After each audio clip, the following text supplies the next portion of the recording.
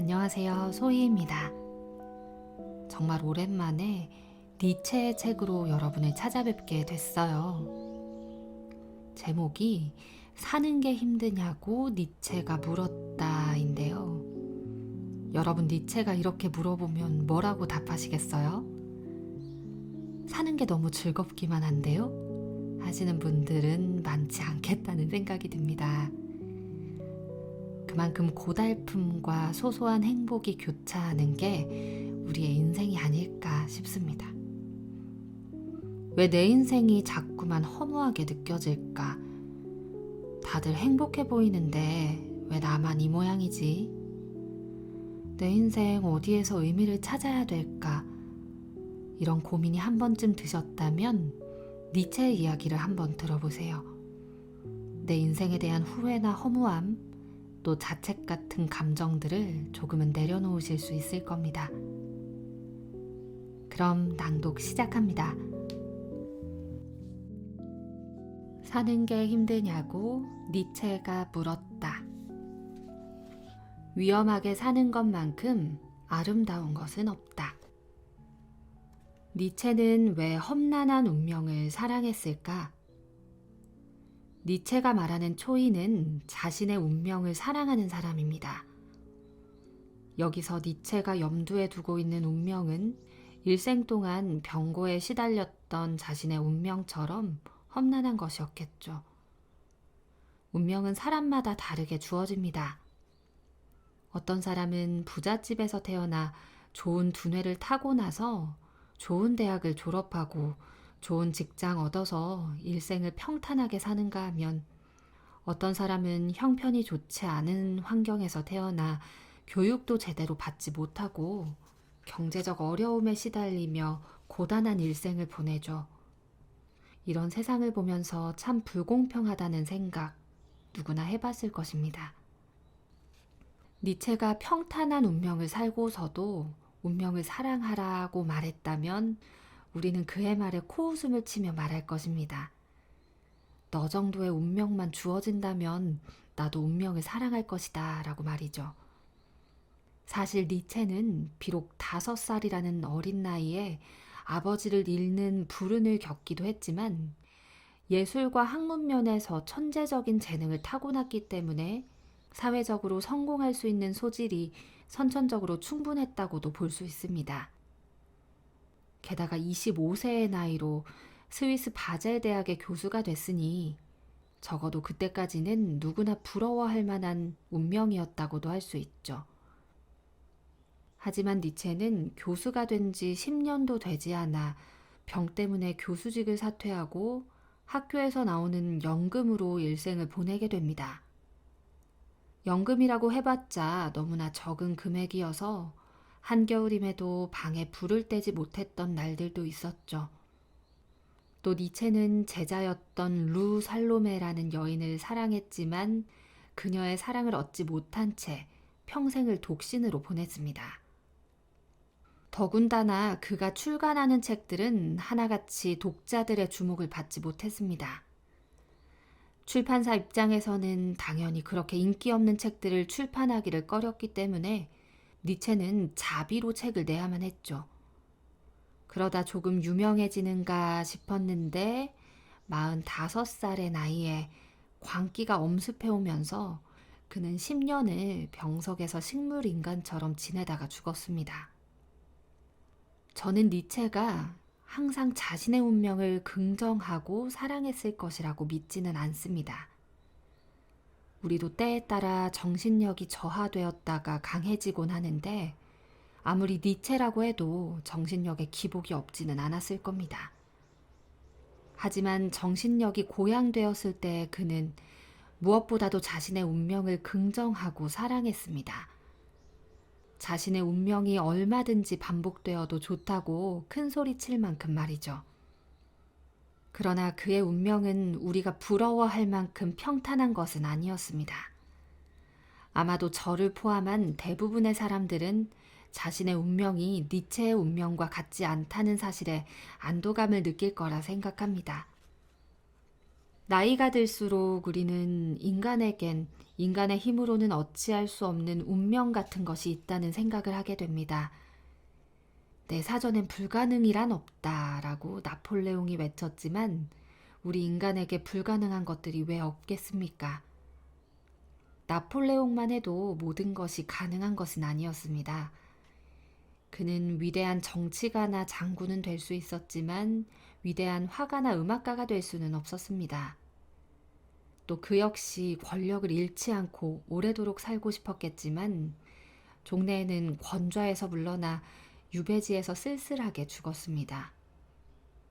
누구나 이왕이면 모든 면에서 탁월한 인간이 되고 싶었겠지만 실제로는 한두 가지의 특별한 재능만을 가지는 것이 현실입니다. 운명에 대해서 우리가 취할 수 있는 태도는 크게 세 가지로 구분할 수 있습니다. 하나는 운명의 존재를 부정하면서 인간이 노력하면 모든 것을 이룰 수 있다고 보는 것입니다.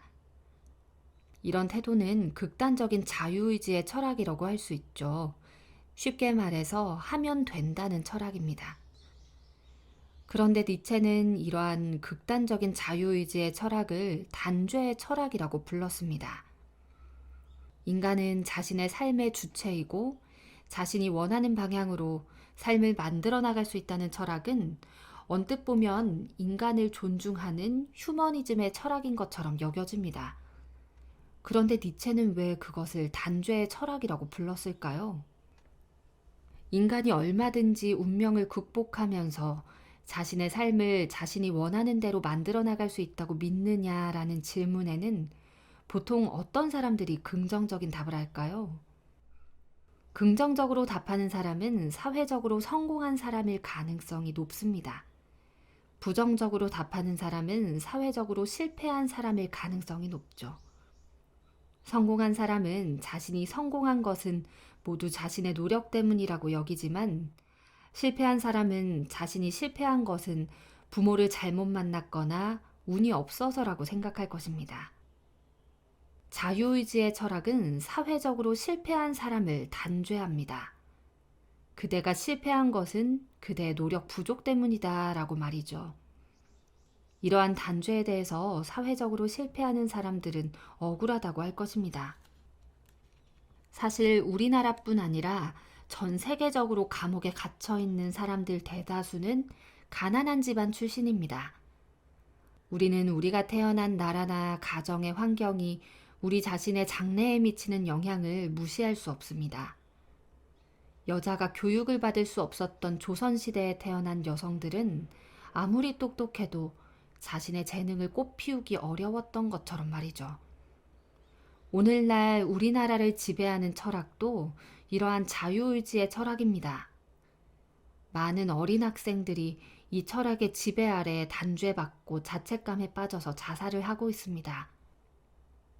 단죄를 받은 아이들은 모든 것이 자신의 잘못이라고 생각하면서 자학하다가 결국은 죽음을 생각하기에 이릅니다. 하지만 음악적인 재능과 마찬가지로 공부도 어느 정도는 소질을 타고나야 잘할 수 있습니다.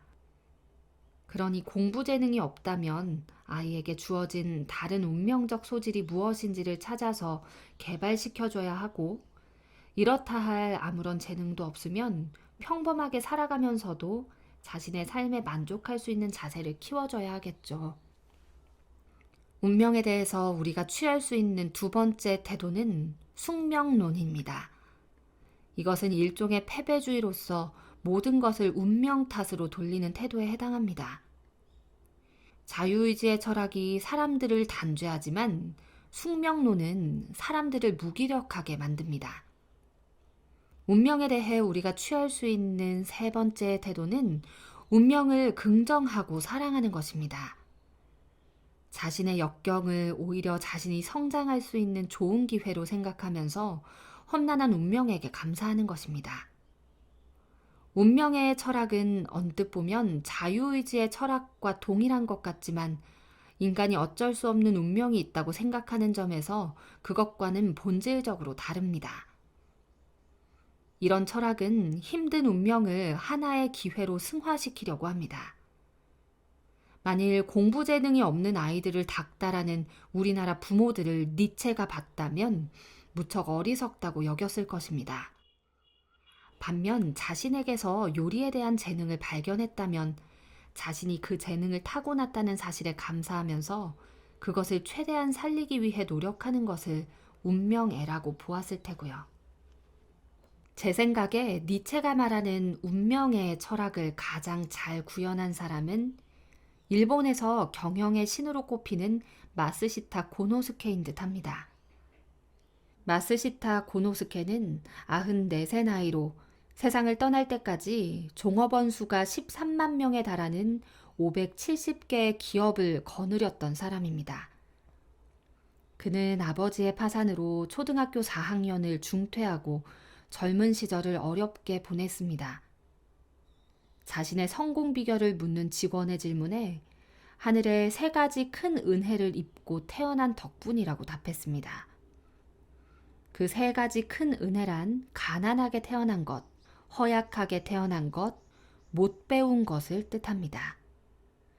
가난하게 태어났기 때문에 부지런히 일하는 습관을 익혔고, 허약하게 태어났기 때문에 건강의 소중함을 깨닫고 부지런히 몸을 단련하여 나중에는 건강하게 태어난 사람들보다도 더 건강해졌으며, 초등학교 4학년을 중퇴했기 때문에 상대가 초등학생이라도 무엇인가 배울 점이 있으면 배우려고 한 덕분에 많은 지식과 지혜를 쌓을 수 있었다는 것입니다. 보통 사람들 같으면 좌절하고 절망했을 환경이었음에도 고노스케는 그것을 오히려 성공의 발판으로 만들었습니다. 그렇기에 그는 자신의 운명을 사랑하고 긍정적으로 승화시킨 사람이라고 할 수 있습니다. 혹자는 고노스케의 삶을 더 잘 설명할 수 있는 것은 자유의지의 철학이라고 말할지 모릅니다. 그러나 아무리 고노스케라 해도 자신의 힘으로는 바꿀 수 없는 것이 있습니다. 예를 들어 만일 그가 자신이 가졌던 경영인으로서의 운명적 소질을 무시하고 어릴 적 보았던 어떤 멋진 가수 때문에 자신도 가수가 되려 했다고 가정해 봅시다. 타고난 의지력이 매우 강했으니 그가 노력했다면 물론 어느 정도의 수준까지는 올랐겠지만 기업인으로서 성공한 정도에 비할 바는 아니었겠죠. 이렇게 보면 고노스케는 자신의 운명을 부정했다기보다는 승화시켰다고 말할 수 있습니다. 니체가 말하는 운명에는 숙명론이 아닙니다. 그것은 오히려 운명을 자신이 성장할 수 있는 토대로 이용하고 승화시키라는 철학입니다. 특히 그는 고난의 운명이야말로 한 인간이 위대한 인물로 성장하는 데 필요한 절호의 조건이라고 봤습니다. 나무가 강하게 자라나기 위해서는 거친 폭풍우가 필요한 것처럼 위대한 인간으로 성장하기 위해서는 어지간한 사람들은 좌절하고 말 정도의 열악한 환경이 필요하다는 것입니다. 니체는 이에 대해 이렇게 말하고 있습니다. 가장 생산적인 최선의 인간이나 민족이 살아가는 모습을 보며 이렇게 자문해보라. 하늘 높이 자라려는 나무들이 과연 비바람이나 눈보라를 겪지 않고 제대로 그렇게 자랄 수 있을 것인가? 외부로부터 가해지는 불운과 저항, 증오, 질투, 불신과 고집, 냉혹과 탐욕, 폭력은 덕의 위대한 성장을 위해서는 필수 불가결한 것이 아닐까. 그것들은 덕의 성장을 위해서 유리한 환경을 조성한다.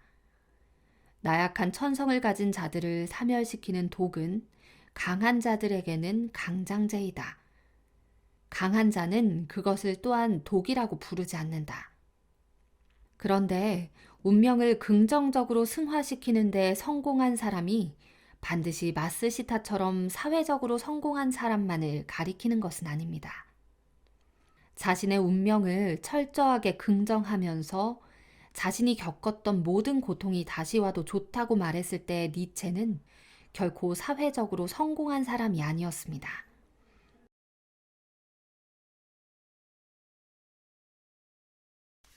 니체는 책이 거의 팔리지 않을 정도로 전혀 유명하지 않았지만 그럼에도 자신의 인생에 만족했고 그것을 긍정했습니다. 그는 설령 사회적으로 성공하지 못한 사람이라도 자신의 삶을 낭비하지 않고 최대한 능력을 발휘하면서 자신이 처한 운명적 상황을 자기 발전의 계기로 삼을 수 있다고 봅니다. 니체는 심지어 자신의 생애에서 가장 힘들었던 시기야말로 자신의 발전에 가장 큰 도움이 되었다고 말합니다. 니체는 이렇게 말합니다. 나는 다른 어떤 시기보다도 나 자신의 생애에서 가장 힘들었던 시기에 깊이 의지하고 있는 것이 아닐까 하고 자주 자문해 왔다. 나의 가장 깊은 내면의 본성이 가르쳐주는 바로는 일체의 필연적인 것은 높은 입장에서 그리고 거시적인 의미에서 보면 유익한 것이기도 하다. 우리는 그것을 견디는 것을 넘어서 사랑해야 한다. 운명애. 이것이 나의 가장 깊은 내면의 본성이다. 그리고 나의 오랜 병약함에 관해 말하자면 나는 건강보다도 병약함에 말할 수 없을 정도로 많은 덕을 입었다. 나는 나의 철학조차도 이 병약함에 빚지고 있다. 큰 고통이야말로 정신의 최후의 해방자이다. 나는 그런 고통이 인간을 개선하는지에 대해서는 의심을 갖고 있다.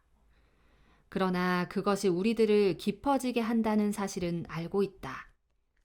우리는 그런 위험한 자기지배의 단련 속에서 다른 사람이 되는 것이다. 자유의지론을 신봉하는 사람은 운명을 부정하면서 운명에 대한 주체로 우뚝 서려고 합니다. 이러한 사람이 자신의 뜻을 이룬다면 그는 자신을 운명에 대한 승리자로 여기며 의기양양하겠지만 그것을 이루지 못했을 때는 자기 혐오에 빠질 것입니다. 자유의지론의 신봉자는 자신을 세계와 대결하는 자로 보고 세계를 자신이 마음대로 다룰 수 있는 재료와 같은 것으로 상정합니다. 이에 반해 숙명론에 빠진 사람에게 있어 세계는 자신이 감히 함부로 대항할 수 없는 압도적인 힘으로 나타납니다. 하지만 운명을 긍정하면서 사랑하는 사람에게 있어 세계는 비록 우리에게 가혹한 시련을 가할지라도 우리가 자신을 단련시키고 성숙시키도록 돕는 친구로 나타납니다. 따라서 운명을 사랑하는 사람은 세계에 감사하면서 그것을 사랑합니다. 니체는 이렇게 세계에 감사하고 그것을 사랑함으로써 세계와의 분열과 대립을 넘어선 상태야말로 진정한 행복이라고 보았습니다.